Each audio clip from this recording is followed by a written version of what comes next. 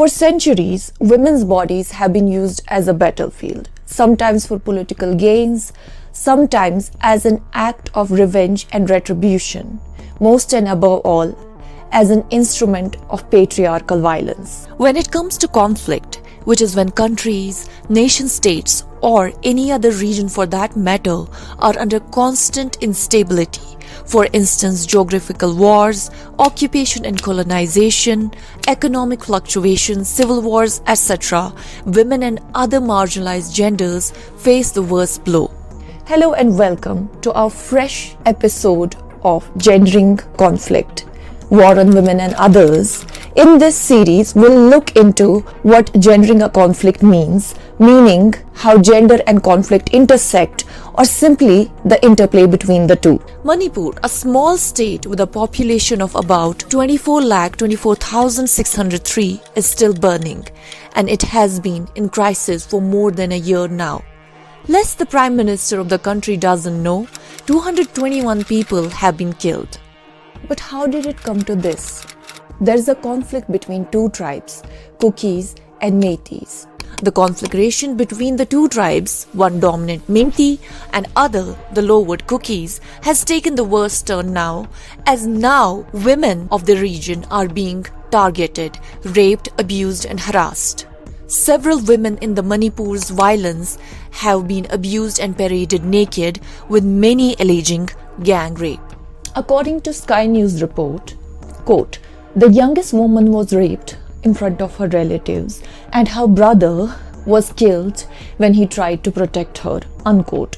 The violence that operates through women's bodies, from mass rapes to torture, trafficking, forced prostitution, etc., is always used as a tool to claim victories, exhibit power and sustain systems of patriarchy. As the United Nations Human Rights Commission mentions, quote, "Conflict can result in higher levels of gender-based violence against women and girls, including arbitrary killings, torture, sexual violence and forced marriage. Women and girls are primarily and increasingly targeted by the use of sexual violence, including as a tactic of war," unquote.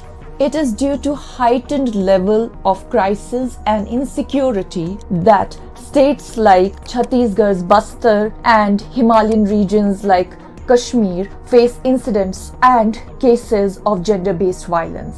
It is due to armed conflict in Kashmir that many women and girls have been harassed and abused.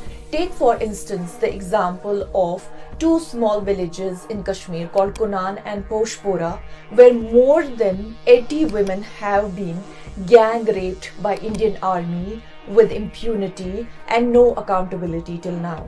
According to the UN Women, quote, "More than 70% of women have experienced gender-based violence in some crisis setting," unquote.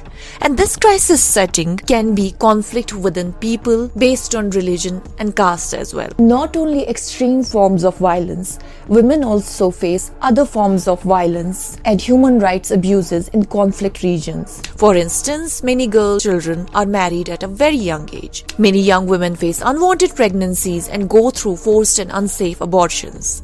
And on top of that, mortality rates during abortions become higher.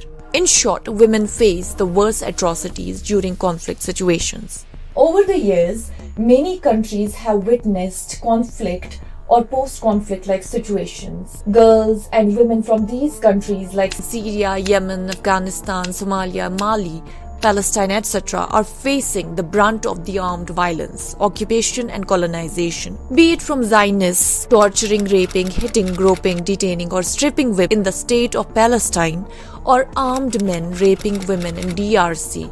دايما مكلبشين في المربط وفي الجهل الكلاشين يضلوا يخبط يقول انت كذابة. On devrait te mettre au milieu de tout le monde, dans une position sur une croix, la tête en bas et les jambes écartées, et on vous violait sous cette position-là. Il fallait que les autres acclament et dansent tout autour. As mentioned by this UN Special Rapporteur, quote, "Impunity for rape is massive. Due to the political interference and corruption, perpetrators, especially those who belong to the state security forces, go unpunished.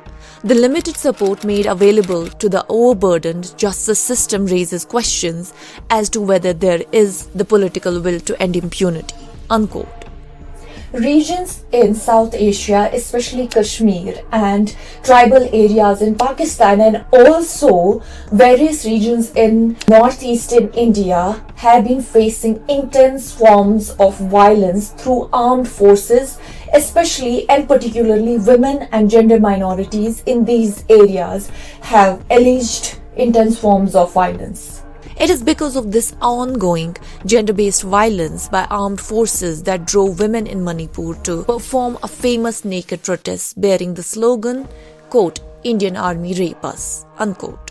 In short, in dire situations like these, women's autonomy over their bodies and their minds, their right to decision making is banned and curtailed, preventing them from the right to live with dignity and with freedom.